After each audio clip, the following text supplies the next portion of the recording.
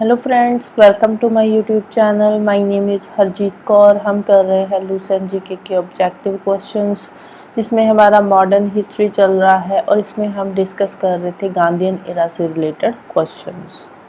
Question number 61 है, who was the governor general of India during the launch of civil disobedience movement. Civil disobedience movement launch हुआ था 1930 में। तो 1930 में India के गवर्नर जनरल कौन थे? तो वो थे लॉर्ड इरविन। नेक्स्ट है, which one of the following movement started from Dandi march. Dandi march से सिविल डिसओबीडियंस मूवमेंट शुरू हुआ था 1930 में। नेक्स्ट है, who prescribed the separate electorate for India on the basis of communal award in August 1932। Communal award कौन लेकर आया था जिसमें सेपरेट इलेक्टोरेट की बात हुई थी? तो वो लेकर आए थे रामसे मैकडोनाल्ड। इसको मैकडोनाल्ड अवार्ड भी बोला जाता है। नेक्स्ट है, which one of the following slogans is attributed to Subhash Chandra Bose. Subhash Chandra Bose ji का इनमें से स्लोगन कौन सा है? तो वो है जय हिंद। फर्स्ट है जय जवान जय किसान, ये किसका स्लोगन है? ये है लाल बहादुर शास्त्री जी का। वंदे मातरम, ये बंकिम चंद्र चटर्जी का है। इनकलाब जिंदाबाद, ये स्लोगन दिया था मौलाना हसरत ने, जिसको यूज किया था भगत सिंह ने जब उन्होंने असेंबली में बॉम्ब फेंका था। नेक्स्ट है, who among the following has authored the book Hind Swaraj. Hind Swaraj जो बुक है ये किसने लिखी है? तो ये बुक है महात्मा गांधी जी की। 1909 में ये पब्लिश हुई थी बुक और इसमें दो इश्यूज को एक्सप्लेन किया गया है। पहला तो है ये मॉडर्न सिविलाइजेशन को उसमें क्रिटिसाइज कर रहे हैं। दूसरा, इन्होंने इंडियन स्वराज जो है उसके बारे में इसमें डिस्कस करा है। इंडियन स्वराज क्या है, इसका स्ट्रक्चर क्या होगा, इसका नेचर क्या होगा और कैसे हम इसको अचीव कर सकते हैं, उसके मेथड्स, ये सब चीजें हिंद स्वराज में मेंशन है। नेक्स्ट है, which one of the following with regard to Poona pact 1932 is not correct. First है adequate representation of depressed class sections in government jobs. First वाली स्टेटमेंट ही यहाँ पे रॉन्ग हो जाती है क्योंकि यहाँ पे गवर्नमेंट जॉब्स की बात नहीं हुई है। यहाँ पे सेंट्रल लेजिस्लेचर में सीट्स को रिजर्व किया गया है, ना कि गवर्नमेंट जॉब्स में रिजर्व किया हुआ है। तो इसीलिए जो फर्स्ट वाली स्टेटमेंट है वो नॉट करेक्ट है। नेक्स्ट है, which one of the following statements with regard to direct action day incorrect. Direct action day 1946 में क्या हुआ था? कम्युनल राइट्स हुए थे हिंदू और मुस्लिम्स के बीच में। तो ये जो राइट्स हुए थे ये कैलकटा से शुरू हुए थे। तो यहाँ पे थर्ड वाली जो स्टेटमेंट है ऑप्शन सी वाली, ये इनकरेक्ट है। Direct action day led to Bihar riots, ये कैलकटा से राइट्स शुरू हुए थे इसके। नेक्स्ट है the Haripura Congress 1938 remains a milestone in Indian freedom struggle because. अब ये जो हरिपुरा कांग्रेस का सेशन था ये इंडियन फ्रीडम स्ट्रगल में माइलस्टोन क्यों बना था? क्योंकि इस टाइम पे फर्स्ट टाइम प्लानिंग कमीशन का आइडिया इंट्रोड्यूस किया था इन्होंने और प्लानिंग कमीशन के जो चेयरमैन थे वो थे जवाहरलाल नेहरू जी। नेक्स्ट है, in Hind Swaraj Mahatma Gandhi was critical of railways because they are. Hind Swaraj में महात्मा गांधी जी ने रेलवेज को क्रिटिसाइज क्यों किया है? फर्स्ट है कैरियर ऑफ प्लेग जॉम्स, बिल्कुल सही है। महात्मा गांधी जी का क्या मानना था कि जो रेलवेज है वो प्लेग के जर्म्स को कैरी करते हैं, क्योंकि प्लेग क्या है, एक कम्युनिकेबल डिजीजेस है। तो कम्युनिकेबल डिजीज जो होती है वो एक बंदे से दूसरे बंदे को होती है। तो इसीलिए जो रेलवेज है उससे प्लेग जो है आगे और ज्यादा स्प्रेड होता है, ना कि कम होएगा। तो फर्स्ट वाली स्टेटमेंट राइट है। Instrument for frequency of famines, second वाली भी राइट है।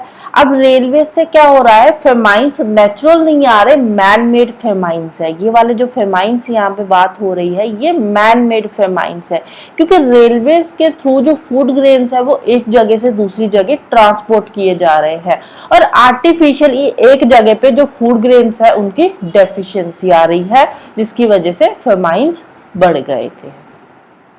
थर्ड है responsible for creating class division in the society.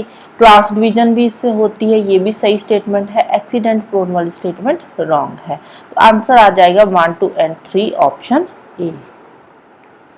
Next है association Indian national Congress boycott the Simon commission, बिल्कुल सही है। इंडियन नेशनल कांग्रेस ने साइमन कमीशन को बॉयकॉट किया था क्योंकि उसमें कोई भी इंडियन रिप्रेजेंटेटिव नहीं था। Reason it was oppose to the composition of the commission, ये भी बिल्कुल राइट स्टेटमेंट है। उसकी कॉम्पोजिशन के लिए उसको अपोज किया गया था। कॉम्पोजिशन क्या थी कि उसमें कोई इंडियन रिप्रेजेंटेटिव नहीं था। तो आंसर आ जाएगा option A, both A and R are true and R is the correct explanation of A. Next है assertion, Khilafat movement started in India after second world war. Khilafat movement जो थी वो फर्स्ट वर्ल्ड वॉर के बाद शुरू हुई थी, ना कि सेकेंड वर्ल्ड वॉर के बाद शुरू हुई थी। तो यहाँ पे फर्स्ट वाली स्टेटमेंट रॉन्ग है। 1919 में शुरू हुई थी खिलाफत मूवमेंट, तो इसीलिए फर्स्ट वाली स्टेटमेंट रॉन्ग है। रीजन क्या है, Gandhi ji has been one of the presidents of all India Khilafat conference. Second वाली स्टेटमेंट राइट है। तो आंसर आ जाएगा option D, A is false but R is true. Next है consider the following incidents with reference to the civil disobedience movement during Indian freedom struggle. First है Chittagong armoury raid, ये भी civil disobedience movement से कहीं ना कहीं linked है। Second है refusal of a platoon of Garhwal regiment to open fire on the batch of Khudai Khidmatgar, ये भी इससे रिलेटेड है। थर्ड है strike of textile workers in Sholapur involving attacks to the government buildings, ये भी इससे रिलेटेड है। फोर्थ है increase the number of Muslim participants in all its provinces. देखो जो सिविल डिसोबीडियंस मूवमेंट हुई थी इसमें मुस्लिम पार्टिसिपेंट्स का नंबर इंक्रीज नहीं हुआ था। तो पहली तीन स्टेटमेंट्स राइट है, तो आंसर आ जाएगा ऑप्शन ए 1, 2 एंड 3। नेक्स्ट है during Indian freedom struggle which one among the following formed earliest. First है Congress socialist party. Congress socialist party कब बनी थी, 1934 में। सेकेंड है कम्युनिस्ट पार्टी ऑफ इंडिया, ये 1925 में बनी थी। थर्ड है हिंदुस्तान रिपब्लिकन सोशलिस्ट एसोसिएशन, ये 1929 में बनी थी। एंड फोर्थ है all India state people's conference, ये बनी थी 1927 में। 1927 में इसका फर्स्ट सेशन हुआ था, राइट। तो अर्लीस्ट कौन सी हो गई, बी वाली, communist party of India 1925।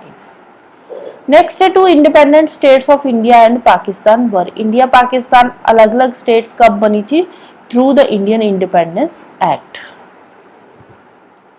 Next है the lady Congress leader who went underground during quit India movement. कौन सी ऐसी लेडी कांग्रेस लीडर थी जो क्विट इंडिया मूवमेंट के टाइम पे अंडरग्राउंड हुई थी, तो वो थी अरुणा असफ अली। नेक्स्ट है after the election in 1937 Congress ministers standard their resignation because. 1937 में कांग्रेस मिनिस्ट्रीज ने रिजाइन क्यों कर दिया था, क्योंकि जो ब्रिटिश गवर्नमेंट थी उन्होंने ये डिक्लेयर कर दिया था कि वर्ल्ड वॉर 2 में जो इंडिया है वो हमारी तरफ से लड़ेगा बिना इंडिया से कंसल्ट किए, इसलिए कांग्रेस मिनिस्ट्रीज ने 1937 में रिजाइन कर दिया था। तो आंसर आ जाएगा option A, the British government declared India a party to world war 2 without consulting them. Next है who was the first women president of Indian national Congress. Indian national Congress की पहली women president है Annie Besant. Next है Ramsay MacDonald communal award gave. जो communal award आया था Ramsay McDonald का, वो किसके रिगार्डिंग था, वो था regarding the separate electorate for depressed classes. Next है who of the following was well known as Deshbandhu. Deshbandhu किसको बोलते हैं, सीआर दास को बोलते हैं। सीआर दास एक फ्रीडम फाइटर थे और ये स्वराज पार्टी के फाउंडिंग मेंबर भी थे। नेक्स्ट है which one of the following is correct chronological order. तो इसमें बी आ जाएगा। अगर हम क्रोनोलॉजी देख लेते हैं एक बार, साइमन कमीशन 1928 में आया था। फर्स्ट राउंड टेबल कॉन्फ्रेंस ये 1930 में हुई थी। गांधी इरविन पैक्ट ये 1931 में हुआ था और पूना पैक्ट 1932 में, राइट। तो ऑप्शन बी आ जाएगा हमारा answer. So this is all about today. जाने से पहले वीडियो को लाइक कर देना, शेयर कर देना और चैनल को सब्सक्राइब कर लेना। Thank you, bye bye and have a nice day.